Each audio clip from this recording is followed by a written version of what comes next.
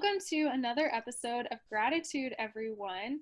And for today's episode, you guys have a very special treat because our friend Santi is on the podcast today.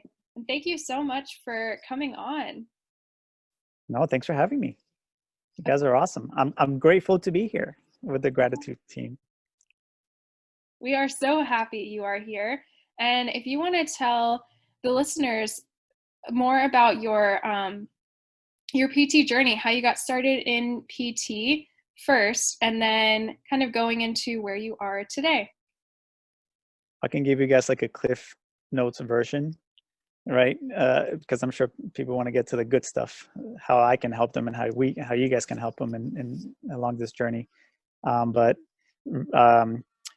I have just a typical story that most people have, like I got injured type of thing. And that was part of it, but really it was more, I feel like PT or physical therapy found me because that was not like my train of thought. That was not on my radar at all. So I'm sorry for anybody listening that was like, I had the hardest time getting into PT school and I applied, and really for me, it was just like, I had no idea what PT was. I thought really I was ignorant to it. I was always an athlete, and my goal was to be like a strength coach or do something with sports or play pro soccer and things like that. And then when I got injured, I went to physical therapy, and I was like, oh wait, you guys can treat athletes? It's not just like spinal cord or like really sick people or hospital situation. That was my perception back in that day. And then I started thinking that I could do. I had like the strength coach ego, like, man, I gotta go back to playing soccer, and you're doing these like simple little things. Like, what the heck is this, And of course, I didn't understand tissue healing or anything like that at that point. I was just like, I just got to get strong and get back into the game. And but in my mind, I was like, man, I can do such a better. Like, I can be much better than this guy, than this fool over here, right? And then I got the bill. And I was like, holy cow, these people make this much money doing that and not really helping them get stronger or anything. So it honestly, it came kind of like from just like a 20-something-year-old male athlete that, thought could conquer the world in the pro sports world, and then and then I was injured, and then I figured out, okay, I'm not superhuman, and this guy's helping me out. And so it taught me a lot of things about where I am right now, because the lack of communication that I experienced back in those days, it gave me a bad taste in my mouth about what the physical therapy does, and from that experience came a journey where I was like, I can do a better job than what I got, with the intention of always believing that it was more than just like a straight leg raise or some simple exercise, that it was strictly like, let's get this person functional and moving efficiently and back to like big goals. Not like, oh, I want to, they reached a range of motion of 120. It was kind of like, well, do you want to throw something? Do you want to play with your kids? Whatever it was, right? So it came from that aspect of like, dream big, so that's kind of where I'm at right now, is that in my journey, I began when I was in my internships, same thing. I had, we were talking earlier about neutral. I had some neutral experiences that I was like, well, I feel like I needed to learn more from that. And then once I graduated, I felt like I couldn't help my clients like I wanted to. Like I was confident, but I was also like irritated that I'm like, man, I can't help these people. I should be able to do this, and I can't. So I started wasting and spending even more money on like all these courses and weekend courses and manual certifications and all of these things where I thought this is where I needed to go. And then at one of the companies that I work for, they wanted to start a residency, which is pretty big now, in Jacksonville. And they were like, Santi, we want you to be like the guy, like one of the first ones, because you're awesome and people love you and you're doing a good job, and and we would just want you to do it. So they were selling me on like this residency that was kind of like it's going to be free, but really they were going to deduct something from my pay while I was helping them build their research and things like that. And and at the same time, it wasn't helping me with getting results from my clients. I was learning things and I was reading a lot of, I'm sure like you guys are doing right now with evidence-based practice journals and everything, but to me that just bores the crap out of me. To me that is like, tell me something I don't know. Like, we needed to spend millions of dollars and all this time to tell me that a bridge is going to engage the glutes. Well, great. You know what I mean? So, so since then, I just started doing things that I started searching for more outside the box things. And because of always being an athlete and being involved with sports, I got a job offer to work for a pro sports team, pro baseball team. And as I was getting recruited for that, and they're showing me all their fancy facilities and everything, um, I saw some things that they were like, Santi, you got to check this out. This is awesome. And it was one of my mentors, and I was like, oh yeah, cool. And the moment I saw that and I tried that, I was like, I've never seen this before. That is awesome. I need to try it out in the clinic. And when I went back, I just kept on result after result. And then my schedule was already full, but now it was full with people that wanted to see me because I was giving them results and because I was not your typical physical therapist doing the same thing. And so that has led me to today, almost 16, 17 years later, um, where whenever I mentor somebody, I make sure that I introduce physical therapist students to outside the box things because I'm more results driven than I am evidence based practice. You know, that's important, but it's all about helping people and building a relationship with a person and then gaining trust and then also doing things that are going to give them results because that's what people care about. You know, like, do you guys have like an amazing time in class when they're talking about the research and the professor's like, now this is a neutral conversation, I understand, but but you know, you're there, you're like, wow, this is cool. You're like, oh, it's like you're reading the right. So I remember those days, right? And then you want to get your hands on people, and then you're like, I don't know if that statistics is going to help me with this. What do I do? You know what I mean? It doesn't give you like a clear picture of how to think. You know, it gives you some things that, oh, this may or may not help, but it doesn't truly teach you how to think and how to come up with a plan of care and come up with different interventions and the thought process of how to do it. They teach you very well the evaluation process and how to differential diagnose and all that. But in reality, it's kind of like most people don't care about that. They're just like, all right, thanks for the lecture, doctor, but I just want to be able to like run this weekend. Can I run this weekend? You know? So, um, you know, so it all depends, you know, I don't know what you guys think about that, but, so that's where I'm at today. I'm basically the outside the box guy.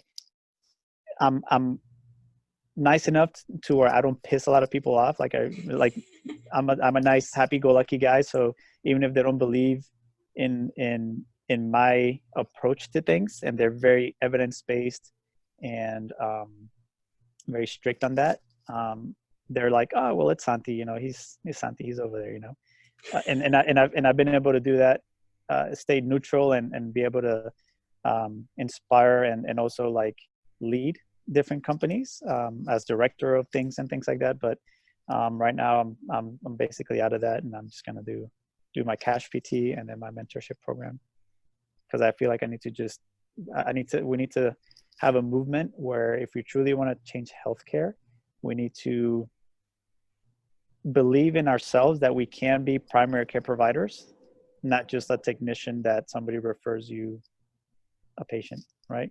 And in order to do that, we have to believe it. You know, just earlier, I had one of the local PTs was like, Santi, I want to hang out with you. I was like, cool. So we're just talking about things, and I was like, how can I help you? How can you help me?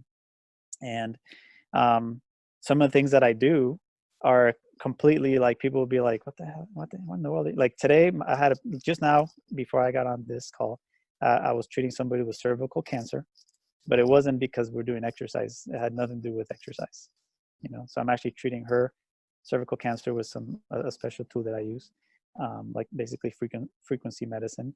And before that, I had somebody with autoimmune like Hashimoto's, And then before that, I had somebody that was, what was she? Okay, I don't even remember. I think it was like low back pain, but really it was like her gut. She had gut issues. So I treated the gut issues. And then my next patient is going to be like a runner, like a triathlete. That's basically has sciatica, but he actually has some issues from some gut issues and some prostate issues. And that's where the source of the issue is, not so much the musculoskeletal. So um, as I was talking to with this guy, he was like confused. He was like, "Wait, how is that in our scope? Like, I'm confused, you know?" And I'm like, "Because it's just knowledge. You know, you should be allowed to. I'm not prescribing medicine. I'm not doing anything. I'm just helping the person with their condition. Does that make sense? Um, and it's a tool that we're able to use. So your scope doesn't have to be limited to just what they tell you in school or what the journals tell you. And that's the main message, you know, that I want to put out there. Like, guys, listen, do what you got to do in school.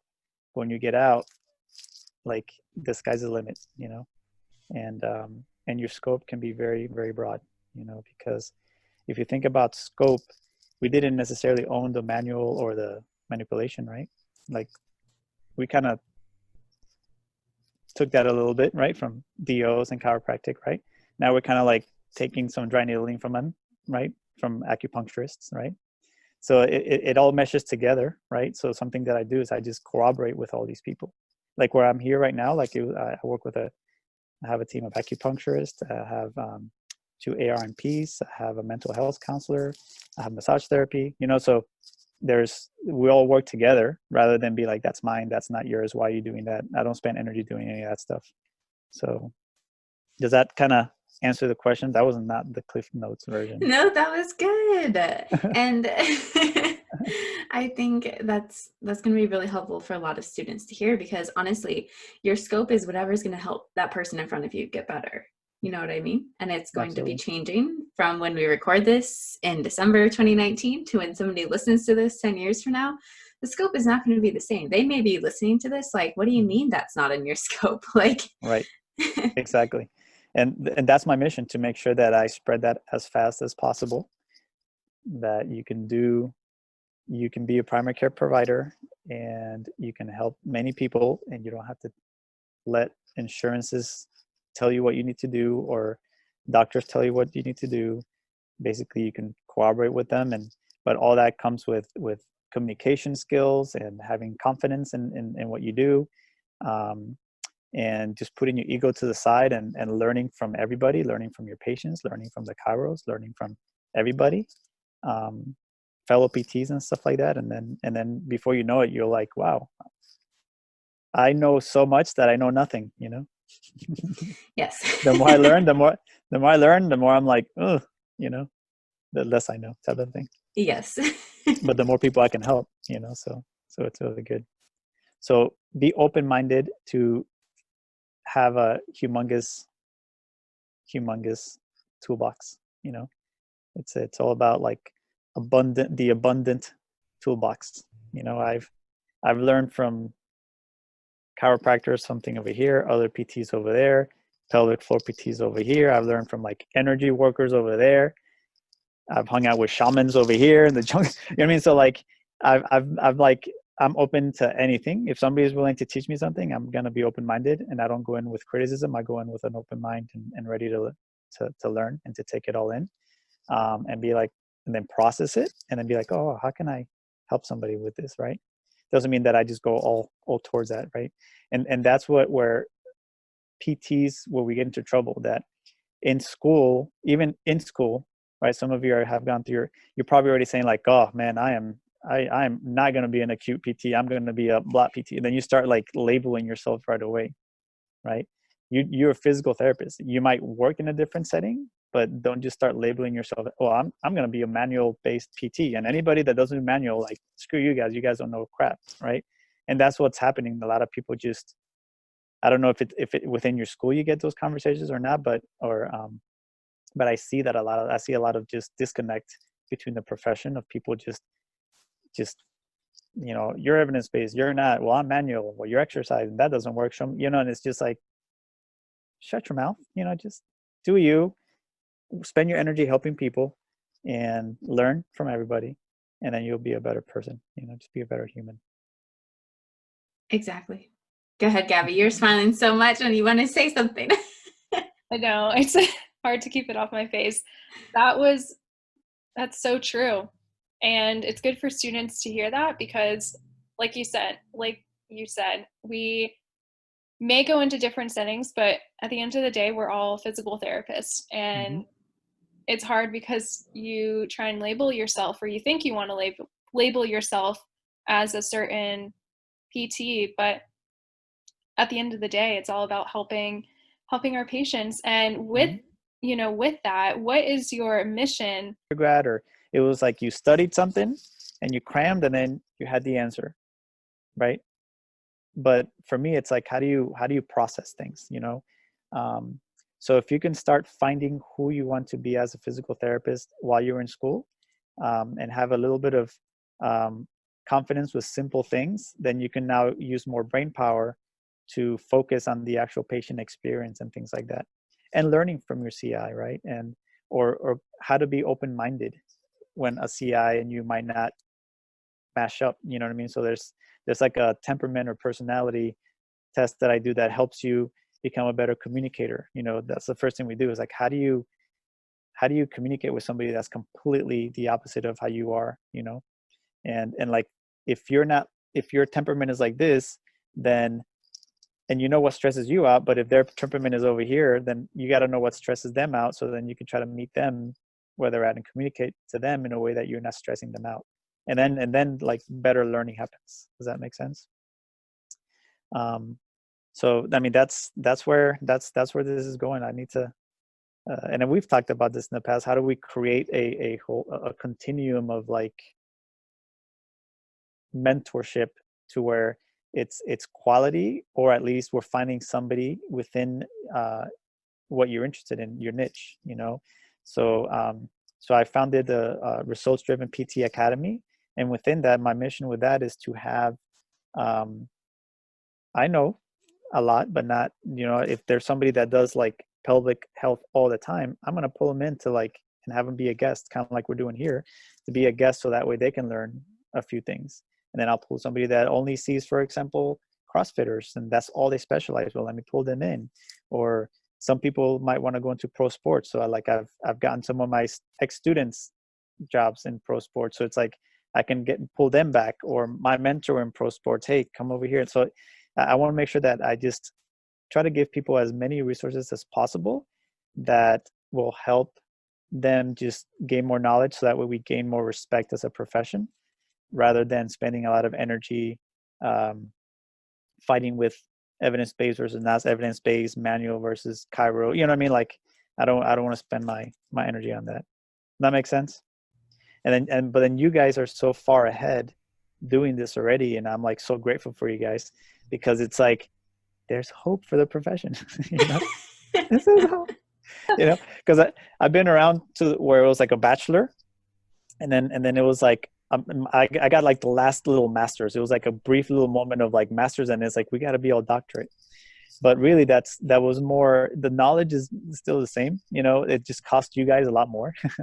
It's just a lot more money, a lot more debt to get similar stuff, and then maybe one more semester of like imaging or pharmaceutical stuff, right? But for the most part, it's still very similar to what it was before. And a lot of schools that can be so pissed at me, but it's okay. But it's not, you can't like reinvent physical therapy. We are who we are, right? But I feel like, because we've tried to follow the medical model so hard, that I feel like some of those like in between ones just got lost in the people, serving the people, and knowing who we are as a profession, and more about like the infighting, like I've said before, or not that, because instead of a master's, it's a doctor. So then people come out with these like big heads, like, well, I'm a doctor so-and-so, right? And you're like, that's cool, but like, the patient over here is still saying like, hey, Santi, he gave me results, I want to see him, and I've seen this. It's funny, because when I was running some companies, I was running a company, and like, some of the people that I had hired, they were DPTs, but they came in, and I was like, and they're like, oh no, I want to see Santi. And they were like, well, no, I mean, he doesn't even have his doctor. I mean, and I don't care. I'm like, it's all good. I'm like, go for it, man. Just do your thing, And then they try, and I'm like, no, Miss So-and-so, it's all good. they'll take good care of you, you know. And then a few sessions later, they were like, nope, I want to be on Santi's schedule, right? Because for me, it was more about the people, building the relationship with the client, getting to know them, knowing what drives them, you know, things like that, rather than me regurgitating like an anatomy book or pain science or something like that to them, you know. But a lot of that stuff just comes with education, you know, and time. Like you just get better at like how to communicate. But if you come out of school, or if when you're in school, you say, okay, I'm getting this knowledge, but you keep the level that it's still just a human service thing that we do, then we're good. That makes sense? Yeah, and I think it's important for students who are listening to this who are going for the doctorates, because that's our only option anymore, Yeah, that's good. to understand that when they come out, and if they do have a CI or a coworker or a boss or somebody who has their who has their master's, that just because you have your doctorate doesn't mean you're better, and just because they have their master's doesn't mean they're worse, and vice versa. Like, you're all on a level playing ground. And I think that's super important for people to kind of hear. Yeah. And for me, again, it's going back to what I said earlier. You have to be willing to learn from anybody, you know, like you just have to you have to put yourself aside for a moment and then just hear people, and then you will learn something. You know, I learn a lot. Most of what I've learned from talking to my patients, and from the weirdos in the profession, or the people who, how dare you be talking to that like massage therapist that does like energy work, you know what I mean? I learn from everybody, you know what I mean? And what it does, it just gives me a tool or a reference point or a perspective where now I have more perspectives without judgment, that then I can fit into the patient that I'm seeing, you know, because not every patient is different, right? So sometimes I'll get a patient that will be like, my back hurts, and you know, I went to my massage therapist and they told me that, you know, my my sole over here was a little tight with my fascia over here, you know. So like, because I've learned from some of the, you know, I'm like, well, what do you mean by energy? I've learned that, or I've exposed myself to it with an open mind, and I can look at the patient and be like, oh really, all right, cool. And then I don't put anything down. I'm like, all right, so explain more to me, and I just get what their perspective is. And then as they're telling you, I'm like, okay, I know exactly what's going on, type of thing. And then you just kind of like finagle your way into like, well, let me show you what I think is going on, and right. But what happens is that, you know, just don't be that person that's like, oh well, massage therapist, I'm a doctor, and you know, they don't know anything. Because then you just become just like all the other you know, jerk doctors, whether they're PTs or doctors or orthopedic people that you hear a lot of people complain about in today's healthcare world. You know, most of my patients, when they come in, the common trend is like, they don't spend enough, they don't listen to me, I'm just a number, they're just trying to get me out of their office, they're calling me crazy, you know, because, or they'll just send me to their specialist. So everybody's so specialized, and then they're just like, it's like you're very specialized in a tiny little thing, and that's awesome if you do get that one thing, but then you have to send them somewhere else. Whereas I'm more like, let me know a little about a lot, and then I can help more people, and then I can niche down. But what you realize is that everything's connected, and everybody has the same body parts, you know, for the most part. and it all works out. So the more perspectives you have, because you've learned from many different aspects of things, then the more you can relate to those patients, you know, because you'll get some people from a doctor, and then you know how doctors think because you've listened to them and you've hung out with them, and you get their perspective and you learn it. And so then you can kind of relate to that person that's like totally believes in their doctor.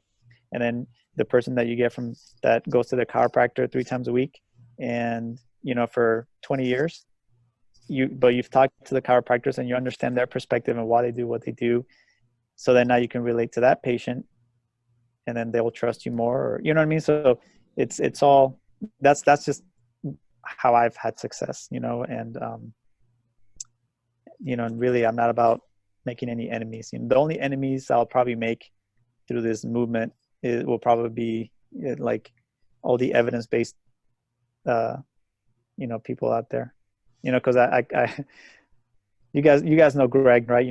Greg taught and everything in the SSPT. So for me, it's all about, and you've heard him use the word bobos, the people that are the bobos. So to me, they're like, I call it evidence bobo practice at times, because you're not thinking, you're just kind of like, instead of thinking, you just go into a piece of paper and try to read it, that maybe 1 to 5 people have given a perspective on that little tiny, very niche down, remove all variables thing, when that's not how real life works.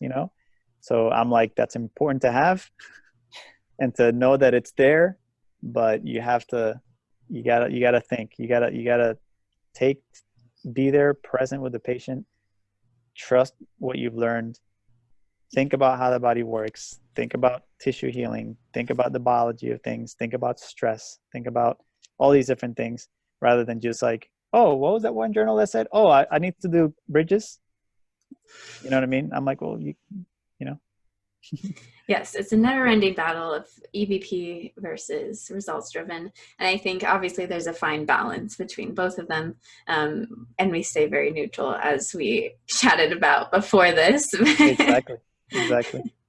So I'm neutral. I love them all, but I also need, in order to give other people the perspective, it's like, well, you got to at least be open-minded to try something else. You can't just be so close-minded, because you can help people so much more when you're treating a patient rather than reading a book.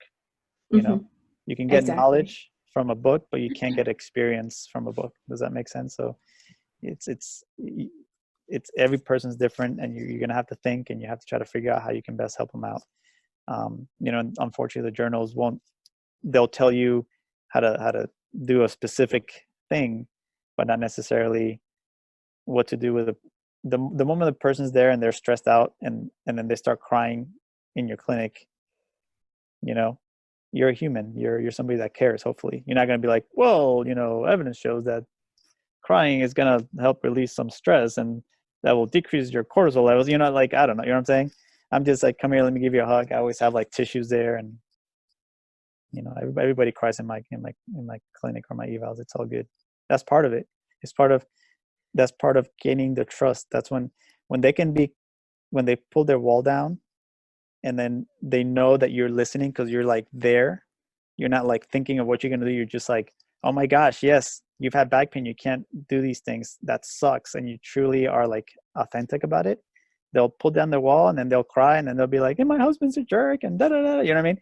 And then you hug it out, and it's like, it's all good. I've got your back. And then they're a patient forever. Then you will be their primary care provider, because you listened, and now they trust you. So it's physical therapy is like a people business. It's exercise business, and it's manual therapy business, and it's evidence-based practice business. But really, when it comes down to it, the most important thing is that you're there for the person. Make sense? So Most important thing. Yeah. For all the students listening and hearing, oh my gosh, all this amazing insight into what you've experienced and everything, what would you tell students, like advice, or what you would have wanted to know before coming into PT school? Could be anything like that. What I would have wanted to know. The most important thing is just to know that it's okay to not know. Makes sense? Like, we're just so hard on ourselves, and we compare ourselves so much to others, or to our CI, or to the student that's getting the straight A's, or whatever it is, that like use that energy to just like get your stuff done, like make yourself better, and instead of being like self-conscious about it, like reach out to them, be like, holy cow, how did you do so well on your test? I mean, that's what I did. Like I said, PT found me. I thought it was going to be a walk in the park, because to me, school had always been like, yeah, I show up, maybe I don't show up. I show up to the test. I read the notes right before, and then I pass the test, right? And I pass the class. Then I get into PT school, and I didn't have money. Like I had like people, they said don't work, and I had like 3 jobs because I had no money. You know, it was either work 3 jobs so I can pay for PT school, and all my professors were like, you can't work in PT school. It's 9 to 5, and I'm like, well, then I'll work from 6 to 12 or whatever, right? And I thought it will be all good. So I didn't buy the books because I couldn't afford them, right? First semester. And I took that first anatomy test, and there was 2, and I flunked it. I was like, holy cow, this is horrifying. I got to basically get like a 98 to pass the next one, right? Gross anatomy. And so instead of me being like self-conscious, I'm like, all right, who got A's on this test? You, all right. I'm studying with you guys. You know, that's what I did. I'm like, I need your help. Let's go. You teach me what you did. Because I was just real. I'm like, dude, I completely flunked this thing. Look at that. I got like, I don't remember what it was, but it wasn't even the 60s, I don't think. And I was like, I need more points. So I just went off and asked them for help. And I was just humble. I was just humble to not feel like I needed to know things, and that I didn't need to go into my clinicals and like feel like I needed to know everything that the therapist knew. I just showed up being like, all right, show me what you got, because I ain't got nothing. You know what I'm saying? Like, I'm here to learn from you, you know? And as crazy as some of my experiences were, like I told you, my first clinical was acute care, and it was the longest one. And I already knew like acute was not for me, because I'm like the sports guy, you know. I had to relabel myself back then. I'm like, I never do that. So I already went in thinking like, oh, this will be, you know, a long 12 weeks or whatever it was. And then my CI basically, one, didn't want me there, right? She was just given a student, and she was like, it's my turn. So from the beginning, she was just very like, you know, you can sense that stuff. But I'm a happy-go-lucky. I'm like, I'm here to learn, you know. And she did a lot of things that were trying to. At first, I thought she was just trying to push me away, but then once I got that out of my head, I'm like, well, she's trying to. That's just the way she does things, and I better learn the way she does things, instead of me taking things personally, and instead of me being like she just wants me out as a student, even though maybe she did. You know, I don't know. I just sucked it up, and I just communicated. And once I broke down, just like with a patient, you gotta like build a relationship and get them to trust you. And then the wall is broken. Then it took me like till midterm, but eventually we had enough of a relationship that I can kind of get real with her. Not be like, you suck, how come you do this to me? I was just like, what's up? Like, do you not want me here? Like, I've done all these things for you. And it's like, and it's every day. It's like, I feel like, you know, what's going on, you know? So then we build a relationship from that point on, you know what I mean? She was just like, you're right. It's just, she was frustrated. She was frustrated in the way that she was given students, and the way that the perception, and she, you know, the way she was forced to do things. And now came the tissues, and I'm like, here's the tissues. And, you know, and she cried and everything. But then I recognized, like, I was like, I totally understood, because even though I was, it was a tough experience, I was trying my hardest to basically learn her way. You know, I was open-minded to, you know, so by that midterm, when I asked her like, what's up, she recognized that, look, I had done everything she had asked me to do. And she was really the one that was like just upset about things and things like that, you know, just because where she was in the realm of job wise. And, you know, so as students, you know, we tend to, everything, the world revolves around us, right? Like, most students don't have kids, and, you know, you've been in school and everything like that. So you go into school and it's all about me and my grades. And then you go to your clinicals, and you're like, I'm here to learn, and it's all about me and my grades, you know? And sometimes we forget that the other person has a life, and they have frustrations, and they have things that have going on, that if you're feeling some negativity, doesn't necessarily mean that it's you. Maybe you should kind of like, all right, let me pause here for a second, and let me just see where they're coming from. Like, build a relationship with them. Like, they're human too, right? And they want to be heard. And they're stressed too, and they also have debt and all these different things, so once that happens, then it's easier to learn, and it's easier for them to teach you, because now it's like, all right, this guy gets me, right? And so that's the most important thing I learned in that first internship. Just um, like, just instead of keep getting defensive and like pushing them back, I was more like, I don't know what else to do. Like, what's up? Where are we at with this? And like I said, and now she's awesome. She's a patient of mine, and she refers to she's no longer practicing physical therapy, but she's doing other things, and she'll like be like, oh, this guy is awesome, he's one of the best PTs, and go see him. And so she posted on Facebook and all these different things. So it's cool, but I could have very easily been just like all the other students that had quit, so it's like they were fulfilling their own, or just like the professor, they were, like I said, they had told me, well, this person, we usually have an issue with this CI, but we figured you can handle her because it's you, Santi.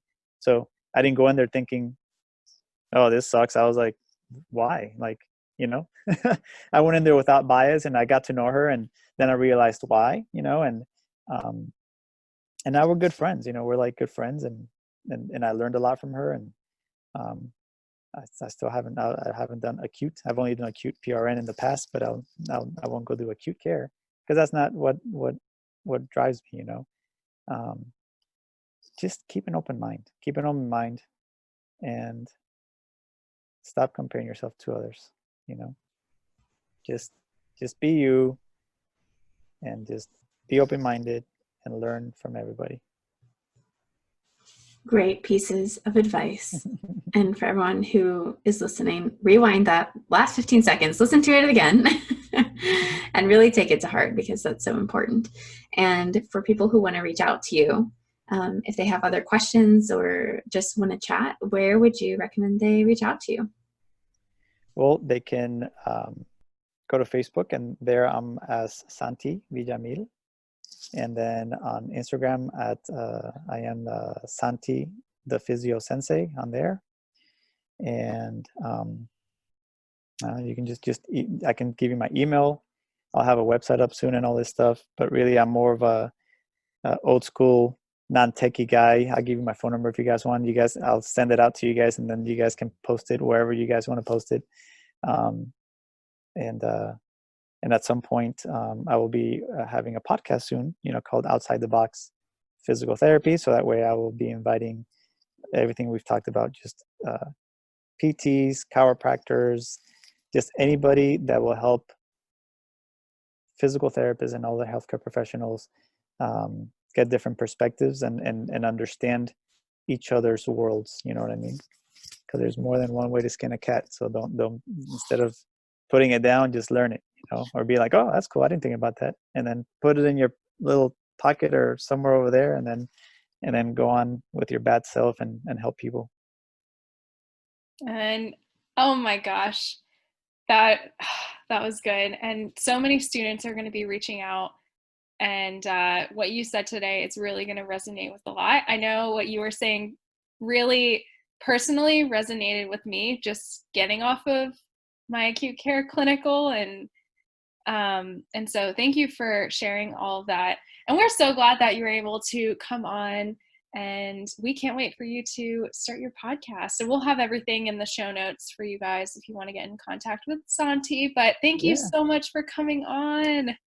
Oh, anytime. And then thanks for having me. And like I said, just go out there and be yourselves, and just have an open mind. Just love people. Just go out there and be grateful. I love your gratitude title there. Just, you guys get it. Just anybody listening here, just listen to what they're telling you, and have their attitude and have their mindset, and then you'll have no issues being a successful physical therapist or healthcare professional.